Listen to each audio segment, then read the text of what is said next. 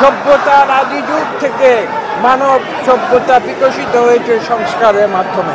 সংস্কার কোনোদিন থেমে থাকে না। কাজেই আগে সংস্কার, পরে নির্বাচন, অথবা আগে নির্বাচন পরে সংস্কার, এগুলো কোনো অর্থবহ প্রশ্ন নয়। সংস্কার চলবে যদি আমরা গণতন্ত্রে বিশ্বাস করি। প্রতি 5 বছর নির্বাচন হবে। আপনারা নতুন প্রজন্মের কথা বলেছেন, এদেশে নতুন প্রজন্ম তো ভোট দেওয়ারই সুযোগ পায়নি। তারা আকুল হয়ে আছে, তারা ভোটার হয়েছে, তারা ভোট দিতে চায় এবং এটা আমাদের নৈতিক দায়িত্ব। আমাদের নতুন প্রজন্মকে সেই ভোটের সুযোগ আমাদের সৃষ্টি করে দিতে হবে।